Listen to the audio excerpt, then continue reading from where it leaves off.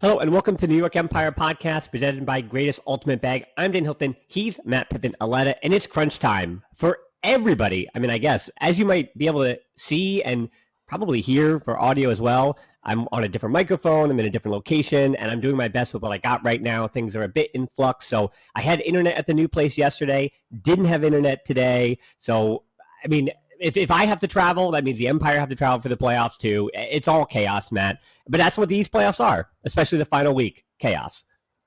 Yeah, absolutely. And you throw in a little bit of Wildwood coming up soon too. So chaos for the entire Ultimate populace as a whole this weekend. It should be fun. Um, Planning on going in case you were going to ask. Yeah, still going. We all grew mustaches for it, which is why the stash has made a temporary reappearance. It'll probably be gone after Wildwood, but short-lived. Relive some of the glory days, I guess.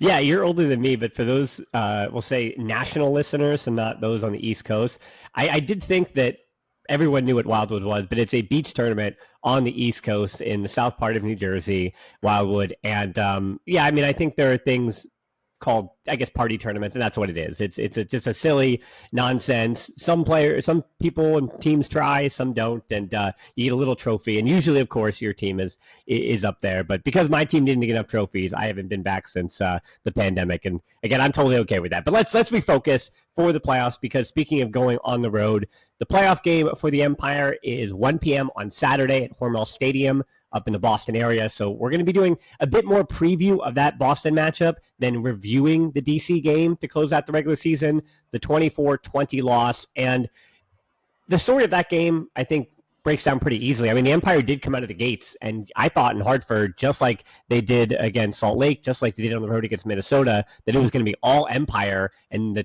the train had left the station. But DC found a way, and then they broke and broke and broke and broke, and then the Empire never recovered, as these teams usually do. There's one surge in the first half, and we're talking recent history, so 2019 on. There's a surge in the first half by one of the teams. They go up, and then the other one never really gets too far out of place. And 24-20, I think that felt about where the game was for most of the contest after those breaks from the DC Breeze. But to me, it felt like a comprehensive team win from the Breeze. Yes, they didn't make mistakes. And the two things that stand out to me when you look at the numbers was, one, the turnovers, 7 for the Breeze, 11 for the Empire, and then the D-line conversion. DC Breeze were 8 of 9 on their conversions, and the one D-line conversion was out of a timeout after the O-line had given it away. So really, the breaks for the DC Breeze on their D-line conversions was actually 8 of 8. And then the Empire, those same thing. They were 5 of 6. So their defense was getting the breaks and was putting it into the end zone. The O-line for the Empire just a little bit too shaky. And then when the Empire defense needed to take the disc away from the Breeze, again, 7 total turnovers for that Breeze. 6 for the O-line and then 1 for the D-line. I mean, the Breeze, it's one of those questions, and we could do this with sports all the time, Matt. Was it more that the Breeze won that game or the Empire lost it? I think that's kind of what it comes down to. I don't want to discredit the Breeze at all. They are one of the best teams in the league. I wouldn't be surprised if they end up winning the East Division and win the whole thing. Like, that would not surprise me one bit. They're a great team. In this specific game, I feel like Empire just shot themselves in the foot in that late first quarter, early second quarter. Sure, DC was applying pressure across the field, and that resulted in some miscues, but it wasn't like Empire players were throwing it in spots they really needed to. And they were just missing on like easy dumps or resets or swings, and they were just throwing it pretty much to nobody or straight at defenders that were like already just standing there saying like, hi, I'm on the wrong team. And then they Jack threw one like right at somebody. I don't know. It was just a collection of ugly, boneheaded turnovers, and it didn't seem like they were Breeze players just like breathing down their neck on every single one. It was just bad mistakes. If you want me to elaborate on that, I think it's mostly from the Empire just overthinking their lineups and over tinkering and kind of overdoing everything instead of just doing the simple stuff that has worked as they kind of refound themselves this season. Well, yeah, I mean, especially against a team like the Breeze, who are just so clinical and can hurt you if you do not take advantage of your opportunities. And I think these two teams in particular, I think the East in general, as we've been talking about this season, even Montreal, speaking to their coaching staff before the season, before that opener, they wanted to get their red zone percentage up. The Montreal Royale did want to get it up this season. And they knew that to win games in the East Division, if you're not hitting 75% in the red zone, you don't even have a shot to win in the East Division. And that was an understanding from, we'll say, the bottom half of the East coming into this season, same with Roger Chu and Tom Glass for Philadelphia. They knew the same thing. If you're not hitting 75%, you're not even sniffing the playoffs. And you see what it's come to at the end of the season. The Breeze, 15 of 15 in the red zone. They do not make mistakes. And the Empire, again, 14 of 16, not too shabby, but again, with the Breeze and the Empire, as we saw in the playoff game last year, when the Empire had 4 turnovers in the lowest turnover game in UFA history, that these two teams are going to bring perfection out of one another. And we have a second to move to Boston, but it does almost say that for the Empire, we saw in the first part of the season when they got punched in the mouth and they had different rotations or whatever, and then they responded by playing at a championship level for the last month. And now they get punched in the mouth right before the postseason. And it's one of those odd things where if the Empire had won by 3 or more, they'd be hosting the 2 seed, which would now we know be Boston. So they would be hosting Boston as opposed to going on the road to Boston, then having to go potentially on the road to DC.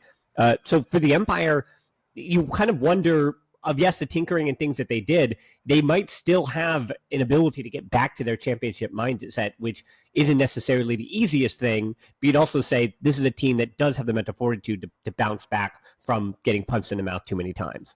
Yeah, I mean, they absolutely know how to win. I'm not really worried about them bouncing back. And the game had meaning, their playoff seeding and all of that was on the line. But if you really kind of zoom out on it, it was kind of meaningless. I mean, everyone there wants to win. Everybody is trying to better themselves and get the best of each other.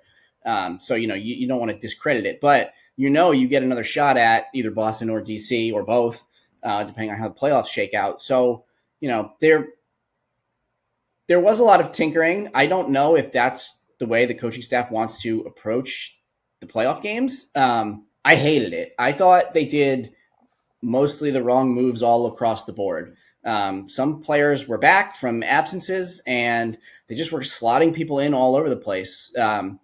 Jeff Holm played some defense. John Randolph was on offense.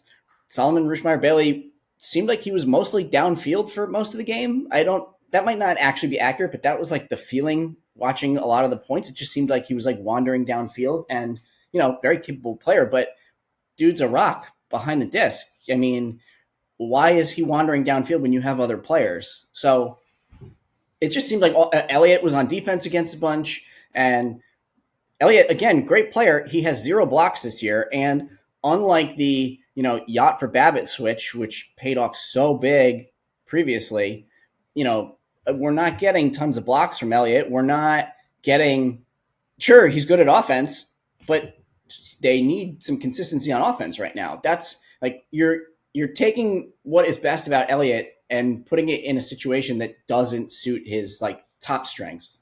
They can pull plenty of people to go play defense if they really need, but the irony is they don't even really need it. They could have John Randolph. They have Ethan Fortin, Liam Haverfield, Marquette, Olcheze, like people were playing good offense on defense without Elliott being over there. And all it did was kind of throw your offense into a funk where every once in a while somebody was looking for a reset and you go to swing it, and all of a sudden the player you would go to throw to is peeling off the wrong way, or they're not running through on something, or it led to a lot of weird mistakes. So I made my list of what I thought their like 7 starters should be on offense. Well, yeah, let's do that for Boston in a second here, because like transition to that, I will say with Ethan in particular, again, glass half full here on some stuff. How good Olchese and Sam Jonas have been quarterbacking that quote-unquote D-line on offense. And we even saw the first break that came in the DC game. So if I remember right, 3 straight times that first break against Salt Lake, Minnesota, and against DC all came from that quote-unquote second D-line with Olchese and Sam Jonas, if I'm not mistaken. Correction. Salt Lake was Marquez to Agami Contreras. So Yeah. Yeah, not on Salt Lake. But either way, Olchese and Sam Jones have been so good that as far as quarterbacking that offense, that to your point, it makes me wonder the splits with Ethan Thornton. And I'd love to see, I wish I could see in the future as to how much offense he'll play or how much defense, his point split, because to your point, I think it's really telling on the tinkering that's being done. I'm just putting a bow on the DC game, and then we're going to switch to Boston.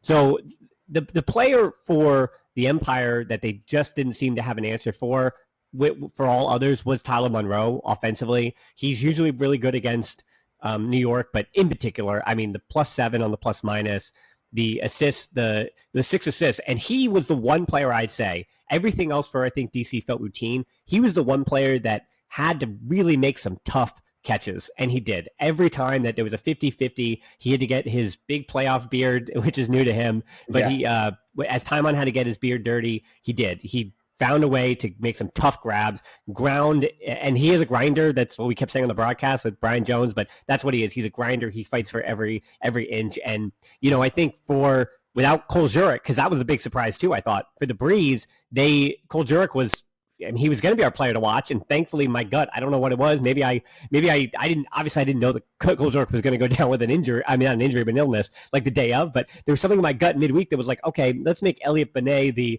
player to watch instead of Cole Jurek, even though Jurek was the best player against DC the first time, or against the Empire the first time. But then Jurek winds up getting scratched the day of, and didn't really matter because defensively, as you said, the Empire kind of gave the DC Breeze defense. No offense to David Bloodgood and his 2 blocks or Grubich and his 2 blocks, but a lot of those turnovers were self-inflicted for the Empire, or they were putting in negative situations where they were able to capitalize pretty easily. But on the other side, as I said, like Tyler Monroe and that whole crew, Johnny Malks, Warren McDonald, they were just clinical, did not give the disc away at all. And, again, I don't want to look past Boston at all, but I think to put a bow in the DC Breeze stuff is just that's a really tough team. And the Empire are going to have to kind of redo some of the things, but it's really interesting because if they can get rid of those mistakes, which again is a big if, but if they can get rid of the mistakes they made that were self-inflicted, that game's 50-50. And the Empire, again, in the last 5 years have won basically every 50-50 moment with the DC Breeze. It has gone the way of the Empire, but yeah, it's a tough task. And I think talking about 50-50, unless you have anything to add there, talking about 50-50 stuff and end of quarter situations, I think that's actually the best transition to talk about Boston, because while the Empire are, we'll say, limping into the postseason with that Breeze loss, the Boston Glory, they struggled against Toronto. Toronto gave them all they could possibly handle. Those highlights, if you watch I know the game highlights don't tell the whole story, but Toronto was winning as many 50-50s or more as Boston was. I think Boston is just, a more talented team who takes care of the disc a bit better. And then Montreal winds up taking it to them. It was 5-4. Montreal was up by 1, and then they go on this huge run, and then Boston never recovered. And Montreal winds up giving them an L the next day. So it was a night game in Toronto, and then you always know that afternoon Montreal game is going to be tough. But The question was it going to be tough enough to pick up a loss? And the answer was yes. So, I mean, Boston, it's not like they're necessarily coming in a great form. I mean, the Empire at least can say, hey, we lost to the DC Breeze. And Boston, no disrespect to Montreal, but they picked up an L against Montreal, the one team in the division now that beat Empire, Boston, or Breeze this season. Hey Ryan, have you ever thought to yourself how you could fit everything you need for one weekend into a single bag? And there's an incredible layout block. Oh, there's a Callahan. Mike Dross did it for New York. From cleats to jerseys to discs, pennies, water bottles, the greatest bag can help. And this is going to be a greatest here. This is going to be a Callahan for Ryan Drost. Thanks to Greatest Bag for being a sponsor of the New York Empire. Yeah, Montreal had some big playmakers. They just kind of need to round out the depth and the consistency. As far as 50-50 or 33.33333 for each of these teams remaining in the playoffs, I really can't tell you who I think is going to win. I think DC is probably the most complete team, top to bottom. I think they might be coached the best, and they might be the most. I mean, they're probably the most consistent. Every once in a while, they lack a little bit of firepower, just the style they play, which could hurt them depending on just how things shake out, matchups, weather, whatever. But if I had to bet money, I would probably pick them to win, but it's a very slim margin. But also, if Empire play like they do against Salt Lake or Minnesota, or even the start of the Breeze game where it looked like all of a sudden the train was out of the station. They can just go on a run here and easily be the East representative. Yeah, well, let me give you the 20s. At this point, again, we're recording Thursday afternoon, so usually by Thursday we have a pretty good idea. Of course, things can always change here. For the Empire, it's Ben Yott, Charles Weinberg, Ethan Fortin, Sullivan Merschmeyer-Bailey, Elliot Chartok, Jack Williams, Jeff Holm, Oliver Chartok, Mike Dross, Axel Akami-Contreras, Matt Labar, Angelo Olchese, Sam Jonas, John Randolph, Liam Haberfield, Bobby Elston, Connor Russell, Ryan Dross, Antoine Davis, Marquez Brown-Lee. So the three names that I did not say that were probable or possible, there is no Shankalati. He is still out with an injury. Same thing with Josue Aloro, who has been out for the last 2 months with that unfortunate leg injury. And then no, and this is the big miss, no Breton Tan.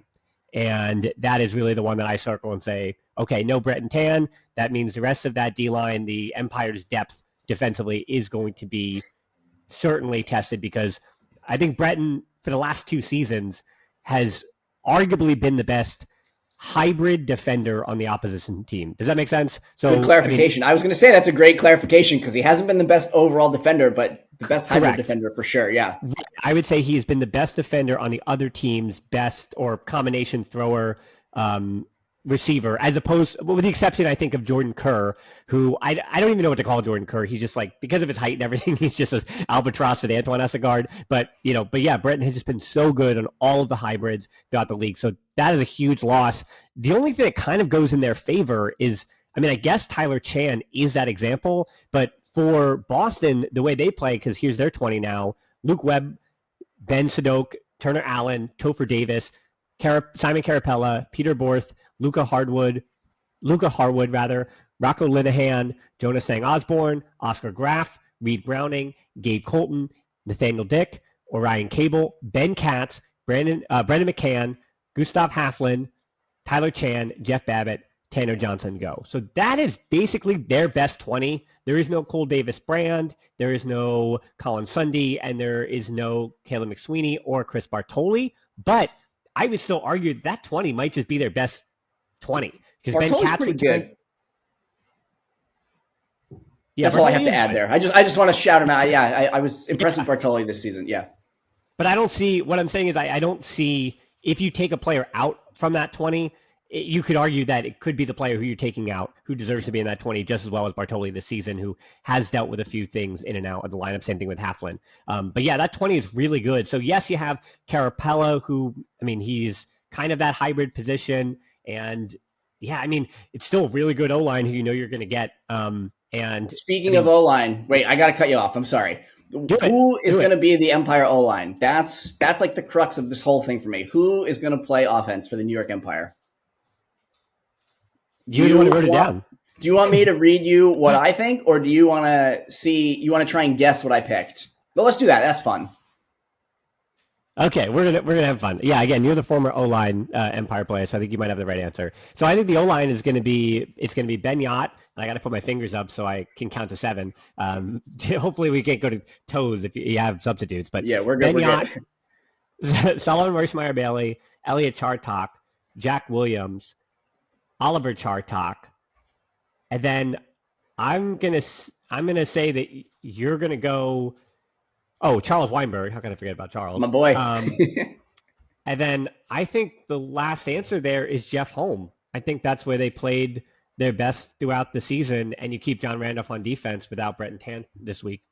I'm sorry that I don't have any fancy sound effects queued up, but ding, ding, ding, ding, ding. Congratulations. That is my 7. Yeah, I think that makes the most sense for the team. I think they have a lot of consistency together, and I think the space that Oliver, Charles, and Jeff open up for everybody else has also been pretty big and relatively low on turnovers. People I have that could sub in if you're kind of struggling or you just need to switch or somebody needs a break, or if you're not thrilled with the O-line's intensity on a turnover and you feel like you need to get some back. I did like how Matt Labar played some O points this year. Yep. I liked him on both sides of the disc. And then obviously you have John Randolph, who you can pull over at any point in time too. A few mistakes here and there, maybe a little more than I would like, but he is a very, very, very good player. It's just, the consistency with the teammates was the biggest issue, which, anybody, regardless of how good they are, that's a problem that you experience when you have to be perfect against these like top level defenses. Yeah, I'll say too, little behind the scenes stuff. John Randolph, who did suffer an injury a few weeks ago, he was probably not 100% against the Breeze. But he's still on D. He still absolutely blew by that one player to get that easy block. And if you're, the coaching staff was putting Elliott on defense a few times, presumably for more offensive punch, like they tried in previous seasons with other players, like we talked about. But I mean, on defense, you could have JR, Ethan, Haberfield, MKBHD, Labar, Olcheze, who's been playing well. I mean, you have all of these players that can move the disc just fine. And I didn't even scratch the surface of pulling Jack, Yacht, Oliver, all people who have played plenty of defense over the last 2 seasons. So, if they're really stuck, they have plenty of names they can pull over. Also, you have a bunch of timeouts you can burn if you just use them in appropriate fashion. Yeah, and I think to your point that the Empire formula to beat the Boston Glory is there. Especially thinking about that first game up in Boston, where the Empire just took care of business. That's kind of what that game felt like. It was as I said on the broadcast against the Breeze too, and I said on last week's show, if you really want the numbers, the pace of these games is so slow. So if you get up by 3 or 4, I mean, really just breaking twice in a row and then going 50-50 on the end of quarter situations winds up being a 3-goal win. I know my math is off. That should be a 2-goal win, but that's my point. You get an extra 1 break or whatever there in the middle, and you wind up winning by 3, and that's all it takes to win this game.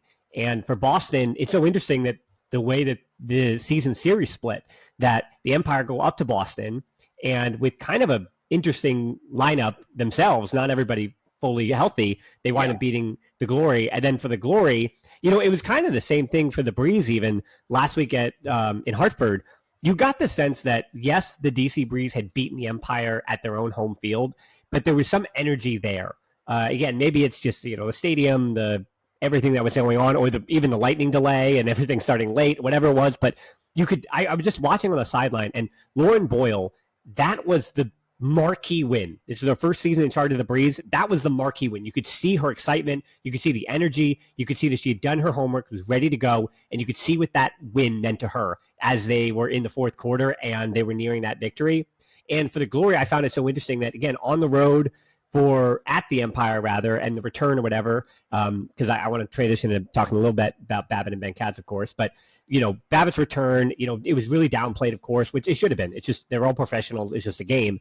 I want to reiterate that a million times over. But yet there was, of course, the league had built up an intensity about the return and all that stuff. And you did feel from the sideline for the Glory that the team as a totality, not just Jeff, but the team wanted that win. And to me, it felt like, when they beat the Empire on the road, it was probably their biggest win in Glory history up to that point, right? And so those are the stakes of being the defending champions and having been on top for so long, that you're giving these marquee wins or franchise wins to these other teams. And now for the Empire, they haven't been on the road in a playoff game since 2018, since Toronto. And so for it to be 6 years since you had a road playoff game, I think that can also be galvanizing in this way. And now it's time for the Empire to go back and have a marquee win for this season, because Salt Lake and Minnesota, because you lost to the Breeze, it kind of does take some of the wind out of those sails. Those were the marquee wins you wanted,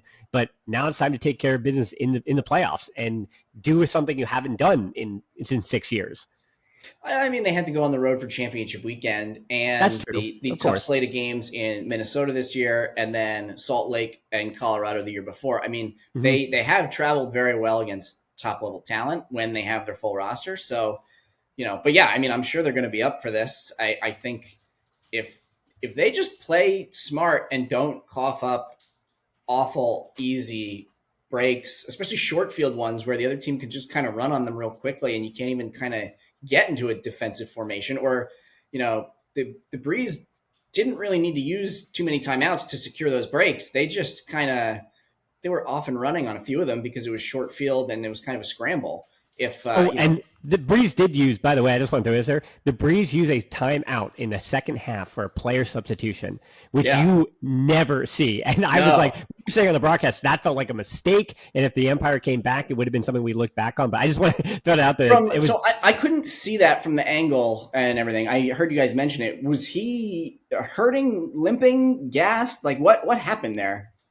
Not sure. Yeah, we're not sure either. He came off under his own power. Everything looked fine, and it was just they knew exactly what they wanted, and it wasn't the right thing on the line, and so credit to them, I guess. But yeah, I mean that's not typically how most teams use their timeouts. They're usually using them in either bailout situations when everything's gone wrong, or when defense gets a break and kind of seems like they're petering out a little bit on the turn.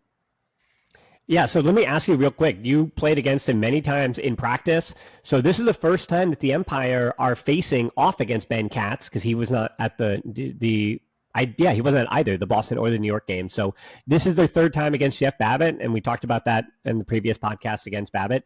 But for Ben Katz, I mean, the last time they played against him was when he played for the Montreal Royale back in the 2017 season, I think, right? I think 18 was his first season. Like that, yeah. So yeah, quite a while. And I'm just wondering what kind of effect he might have against his former teammates and just blowing stuff up in the lane. And how well does he know his teammates and Sullivan Merschmeyer Bailey and Elliot Chartok and knowing exactly what the Empire want to do?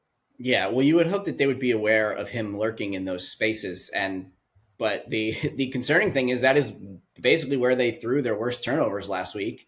Against not Ben Katz. So now you add in world-class little spy wizard in the area, and you really got to worry about it.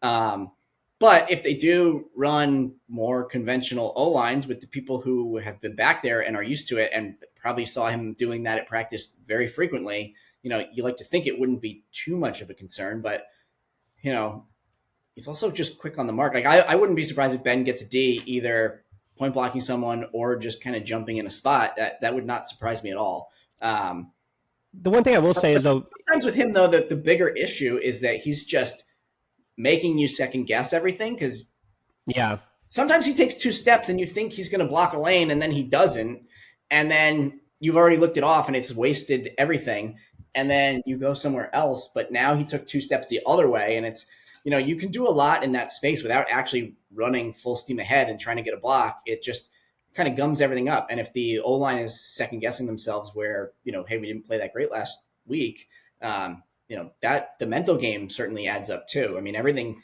just feels like it's a little tighter and a little closer. And that's where other mistakes come up. Sometimes you just shoot it deep because you don't know what else to do. And then, somebody downfield gets a block because it wasn't the best option. Well, I will say last week, I think, again, I took some away from David Bloodgood, but let me give it right back to him with the compliment. And I think he did just a tremendous job of playing. I mean, very experienced player as well, playing in a similar way that they're going to see Ben Katz's defense, just jumping those lanes, making you hesitate, making you rethink things. And I think Bloodgood did a fantastic job against the handlers in those sets. And I think for Katz too, he would prefer, we've seen a lot of times when he's blowing up those lanes, it's when he's coming off of a cutter. But I think it's actually, if the Empire do go with the 7 that you mentioned, there really is no, we'll say, good downfield matchup for him, because all of Charles, Jeff, Holm, Benyat, and Oliver Chartok, right, are all big, and they all create separation with their strength. I mean, their strides and their length. And so even if he's going to be in that lane, that all 4 of the players I just mentioned are going to be able to beat him in that last 10 yards on that foot race on the under. So, yeah, I mean, I think the hope would be, again, I had Ben Katz as my friend, and I like Ben Katz, but it's a matter of, if you game plan around him, you might rethink it too much. So it's almost like, hey, let's just be us, do what we do well, and kind of trust that, Boston's going to have to figure out how you best utilize him. We're just going to, best utilize our offense. And I would say the same thing with Jeff Babbitt defensively too. I think we saw on the road in Boston, the tough thing is Brett Tan, again, I mentioned it, Brett Tan did a tremendous job handing off Jeff Babbitt and making things difficult for him sometimes in a deep space. And I think the way they guarded him in Boston is how you do it, is that you make sure you talk a lot, you switch off early, you make sure you've got help on the deeps, and you let him get to the disc as much as he can in the backfield, and you try to blow it all up or get Nathaniel Dick to second guess or push Sadok to the sidelines and then try to shut down a mark with Marquez and try to figure everything out there. And you kind of just, whatever Jeff Babbitt gets, he gets, and then you kind of worry about everybody else, which worked up in Boston, but didn't work in New York when everyone else, and Nathaniel Dick was much better in New York as well. So around the margins, and I think a name that we didn't mention, but I see the 20, and a reason why I think you see somebody like Connor Russell in the 20 instead of Sam Alston is that Connor Russell did a really good job against Boston, again, Jeff Babbitt in particular. So one of the better matchups he had. And then you also look at one of the other guys we haven't mentioned too, Tanner Johnson-Go. If it's Antoine Davis again against Tanner Johnson-Go and Antoine wins that matchup, like overwhelmingly wins the matchup, which he didn't do either time that they've seen each other this season, then that's a huge feather in the cap of the Empire. Yeah. Do you think Matt LaBarre will get some reps against Jeff? I know they put him on him a few times, which, yeah, I mean, that seems like a pretty good matchup. He's athletic enough to kind of get in the way of some of those plays where other players kind of wait that extra half a second to jump, and then Jeff just roofs everybody. I feel like LaBarre is willing and able to kind of go up early and just throw himself around on some of those. Mm-hmm. It can limit some of the damage. I think LaBarre does really good.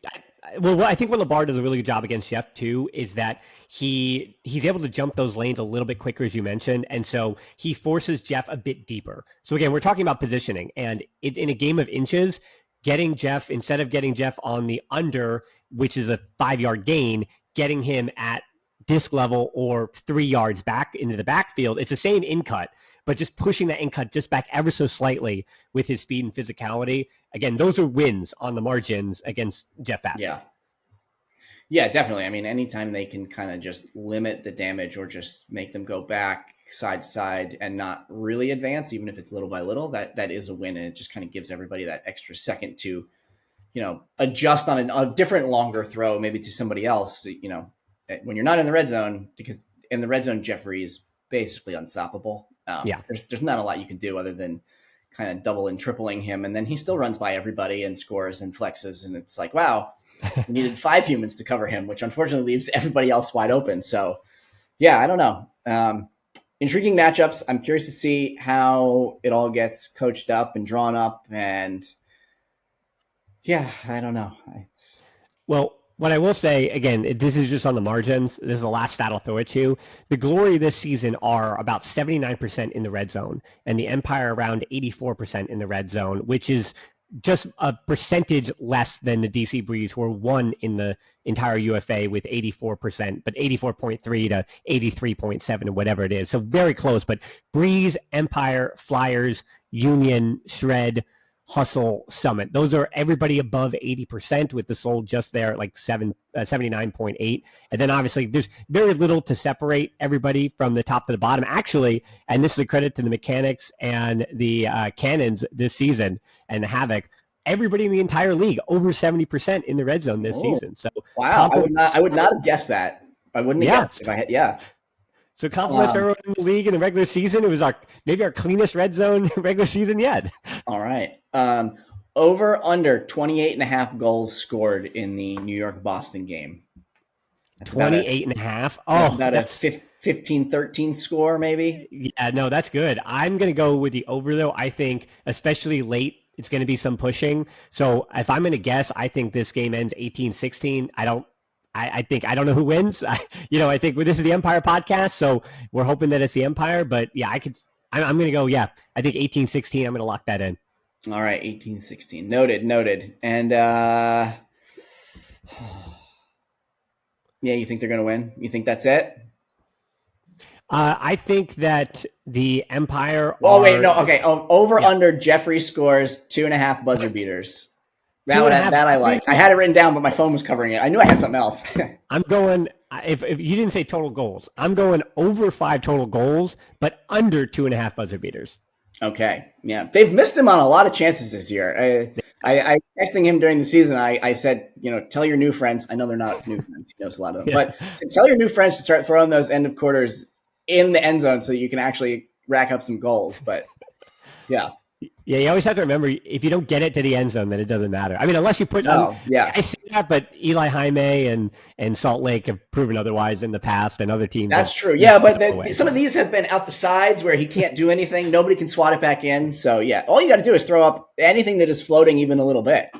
Yeah, I mean, we have no time. We've run out of time, but I'll mention the whole playoff now scenarios for you. And the schedule, again, it is Empire at Glory, 1 p.m. on Saturday the 27th up in Hormel Stadium up in Medford. So that's 1 p.m. on Saturday. And then let me do the little time differences here. So 3 p.m. on Pacific time would be 6 p.m. East Coast time Saturday. So 6 p.m. Oakland at Seattle, and that is in the West. And then 7 p.m., so happening concurrently, Austin at Carolina for the South. That, again, 7 p.m. on Saturday night. And then the next day, old Empire friend in John Lithgow, speaking of buzzer beaters and all that, John Lithgow and the Chicago Union are on the road at the Madison Radicals, who have made the playoffs after a few years being out at 5 p.m. Central Time, which is 6 p.m. East Coast time, so Sunday the 28th. But again, the big one to remember is the first one, and that is 1 p.m. on Saturday, East Coast time, Empire at Glory. So, yeah, I'd say that next week, no matter what, we're going to have a show, and it's either wrapping up the season or it's talking about the Glory game, because then there's a little break before the Breeze in that 1 seed. So, Matt, again, congratulations to us. Hopefully next time I speak to you, I've got a better setup. We've all figured out, but we're still talking about Empire playoffs. So, and hopefully I'll be a Wildwood champion. Right. Yeah, that's right. I forgot that. I think that's special, though. If we ever start a Patreon or something like that, we'll put all your Wildwood exploits, and we'll talk about summer leagues and winter leagues and all that stuff for us. But a lot of medals that are really meaningless. So that's in the future. But again, it's 1 p.m. on Saturday up in Boston, Empire at Glory. So hopefully we see you there. And if not, that's watchufa.tv. Tune in, don't miss it, and let's enjoy the playoffs.